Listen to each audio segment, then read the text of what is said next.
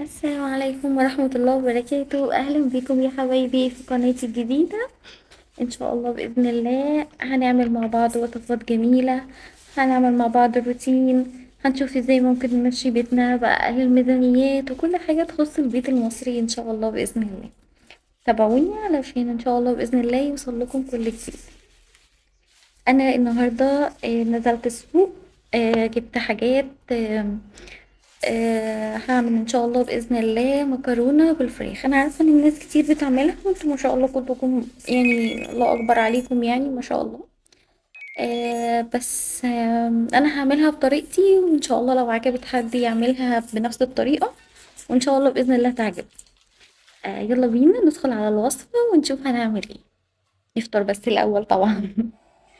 دي كده مقادير الفراخ. هنجيب الفلفل هنقطعه صغير، فلفل اخضر طبعا يفضل يكون فيه فلفل الوان بس انا ما لقيتش يعني.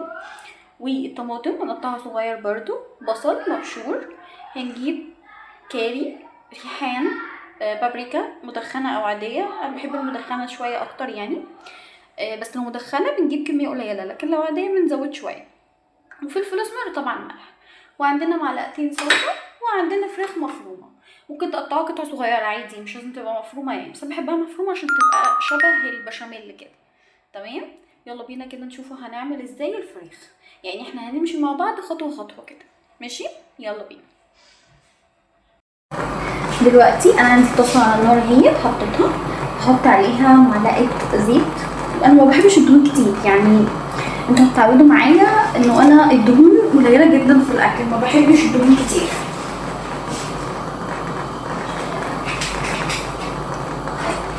بعدين سخن الزيت المفروض دلوقتي هنحط البصل.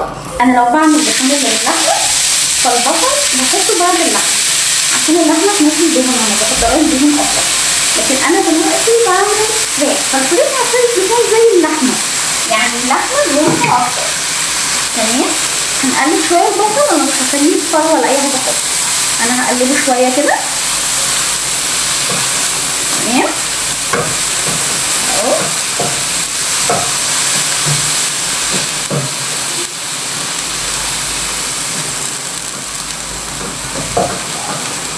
اكون محضره بقى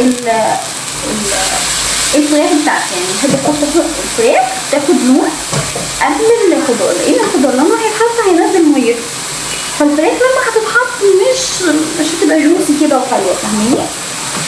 انا بحب ادي الفراخ كده زي ايه تشويح. تمام، هحضر دلوقتي الفراخ بتاعتي.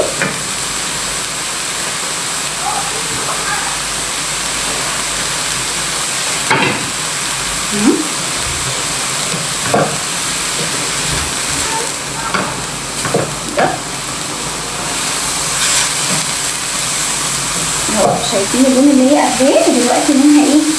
مش عارفه باين ولا لا، بس اللون اللي هو مش بني. تمام، يعني ايه ولا اصفر حتى، يعني ليش كده. تمام، علشان تبقى طعم البصل حلو بس في نفس الوقت مش ني، لان البصل الني خلي بالكوا في ناس طبعا بتحبه وهو مفيد وجميل وكل حاجه، بس في ناس حولتها تتهرب من البصل الني. ف يعني لو انتوا مثلا كلتوا اكله وحسيتوا معدتكوا تعباكوا او في قولون او كده، يعني اتاكدوا الاول ان الاكله دي ما كانش فيها بصل ني، مش التوم بس يا جماعه اللي بيعمل قولون. خلاص، طيب اهو انا كده بالنسبه لي الفراخ اخدت اللون سوري البصل اخد اللون اللي انا عايزاه. انا دلوقتي هحط عليه الفراخ. طبعا الفراخ مغسوله قبل ما تتعمل كويس جدا. انا عارفه ان في ناس ما بتحبش تغسل الفراخ بس انا ما بعرفش الصراحه يعني. ما بحسش ان انا المفروض اعمل كده يعني، بحس لا، الفراخ لازم تتغسل وتتغسل كويس كمان وبالليمون، بس بنغسلها بطريقه معينه كده هبقى اقول لكم عليها بعدين.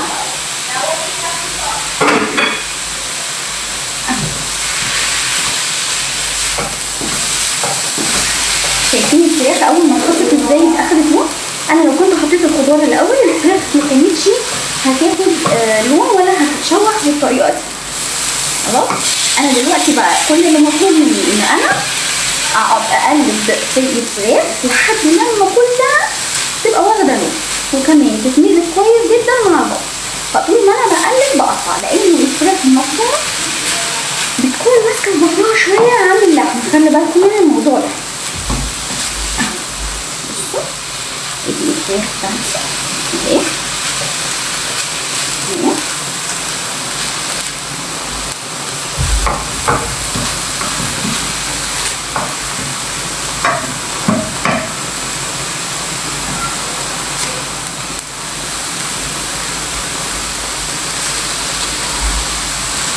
فيها عماله اقلب فيها، انا ما بسيبش الفراخ. ليه؟ لانه انا ممكن لو سبتها الاقي حتت اخدت لون وحتت لا، فانا مش عايزه كده، انا عايزاها تبقى كلها سوا واحد. تمام؟ شايفين؟ بتاكد كويس جدا ان الفراخ بتاعتي اتشوحت واستوت. تمام؟ وبرده بالطريقه دي احنا بنتاكد ان لو في سالمونيلا او توكسوبلازما او اي حاجه من الحاجات اللي بتكون خطر على الصحه، اني انا ان شاء الله باذن الله يعني هي ماتت كده خلاص. بصوا الفراخ بدات تعمل ايه بعد ما اتشوحت. بصوا ابتدت انها تنزل لي ايه؟ ميتها. شايفين ميه اهو.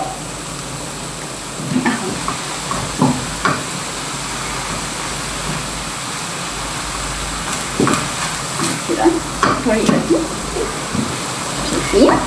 تمام. في حاجتين انا ممكن احط الخضار بعد كده احط التوابل، بس انا هحط التوابل قبل ما احط الخضار بشويه. ليه؟ علشان انا عايزه الفراخ بتاعتي تاخد كل التوابل بتاعتي، يعني تاخد طعم كل التوابل. انا دلوقتي هحط التوابل بتاعتي اللي احنا اتفقنا عليها. كاري، ريحان مجفف، طبعا لو ريحان طازه احلى بكتير جدا، بس انا مش متوفر عندي دلوقتي. البابريكا مدخنه او عاديه زي الطعم اللي انتوا بتحبوه. خلي بالكم الفرق ما بينهم ان البابريكا المدخنه بتدي طعم شوى شويه، لكن العاديه ما فيهاش الطعم ده، بس فيها طعم فلفل احمر عادي يعني. خلاص. والفلفل الاسود والملح. تمام. حطيتهم كلهم.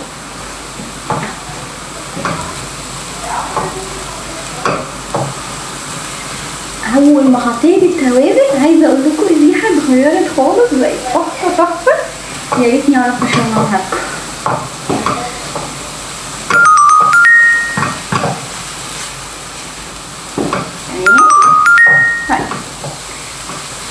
هبدا بقى. بصوا انا كده اتاكدت التوابل او الفراخ بتاعتي شربت كل التوابل. التوابل اتوزعت كويس جدا في الفراخ.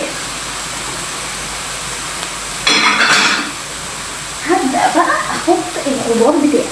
كل ما اكتر خضار كل لما تكون قيمه اكتر. انا النهارده عشان نزلت زي ما شفتوا كده، فكنت بدور على فلفل الوان بس ما كانش فيه للاسف، فجبت الفلفل الاخضر يعني. لكن كل ما اكتر الالوان في الطبق كل ما يكون افيد بكتير جدا جدا. اهو هدي الفلفل تقليبه كده، وبعد كده احط الطماطم بتاعتي.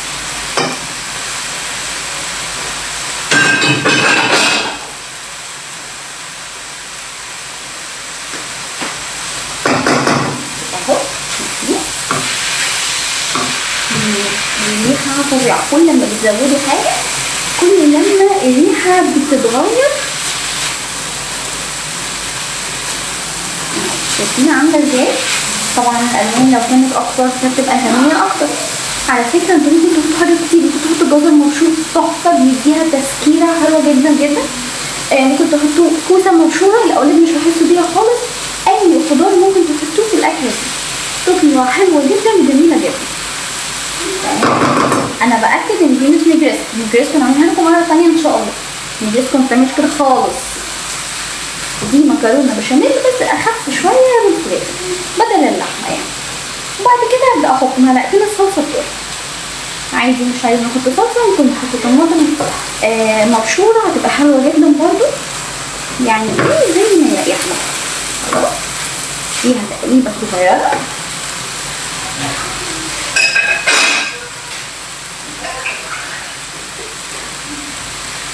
كده اهو جميل جدا جدا جدا.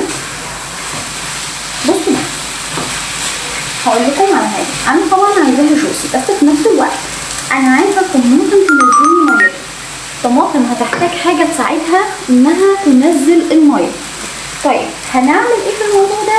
انا مش عايزه احط الميه كلها، انا هبدا ان انا احط الميه بس حبه حبه. يعني انا هحط حبه ميه دلوقتي اهو، وبعدين هقوم جايه ماسكاها وعلى نار هاديه هحطها.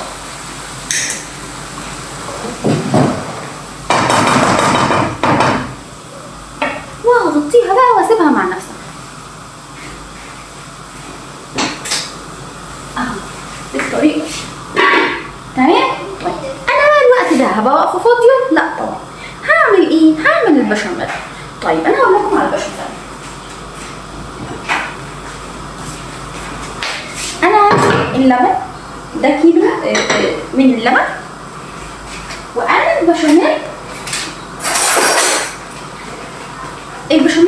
بحب قوي خلطه ويلز اللي بالجبنه في الفراخ، لكن انا لما بكون بعمل اللي باللحمه فبحس اللي بالجبنه تقيله قوي، فما بحبش بقى احط فيها اللي بالجبنه، بحط اللي هو البشاميل اللي بالقشطه.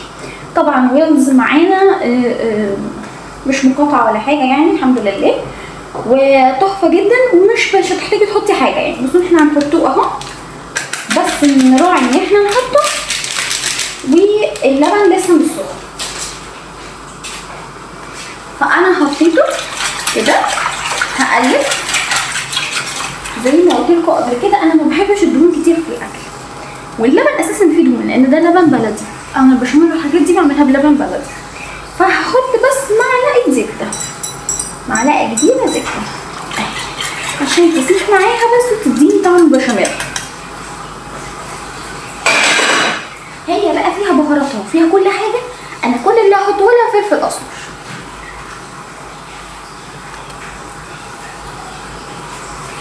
طبعا لو فلفل ابيض يبقى احلى يعني في الشكل، بس الاسمر ما بيقولش لا يعني. بصوا مش عايزين نوقف وصفه عشان في حاجه مش موجوده.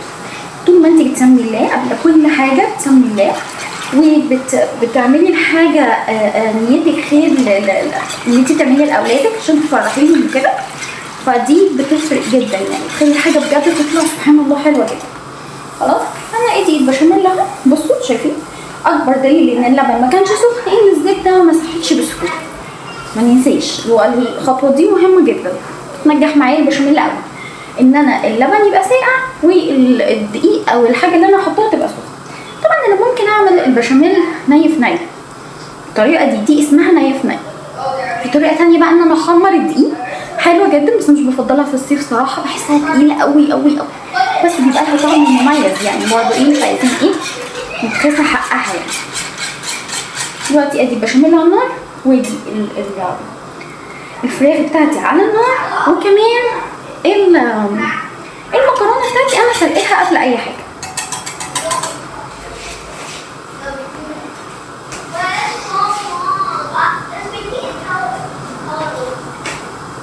انا عايزه اوريكم الفراخ بتاعتي بقت عامله ازاي، نزلت ميتها. هقربها، بصوا كده شايفين عامله ازاي؟ ما حطيتلهاش ميه كتير. طب ليه ما حطيتش ميه كتير مره واحده؟ لو حطيت ميه كتير مره واحده التوابل هتطلع من الفراخ اللي احنا قعدنا بقى نشربها في التوابل، وتطلع من الخضار وتطلع من كل ده وترجع تتشرب تاني. انا صراحه ما بحبش الحركه دي، انا بحب احطها حبه حبه. دلوقتي اهي بصوا هي منزله ميتها وجميله جدا وجوسي جدا، فانا برضو عشان اتاكد انها هتطلع معايا جوسي في الاخر فهحط برضو حبه ميه تانيه كده، مش كتير. بصوا اهو مش كتير.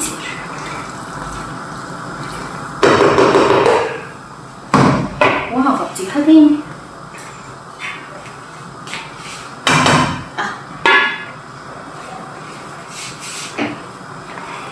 اقلب بقى البشاميل بتاعي اللي بالجبنه ده فظيع.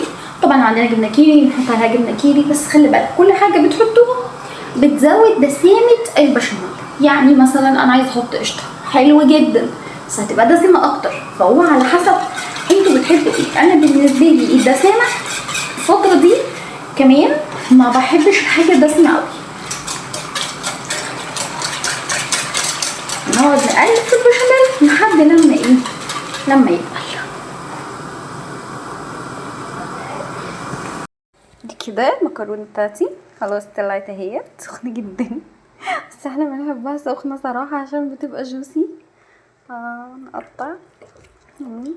بصوا شايفين جوسي ازاي؟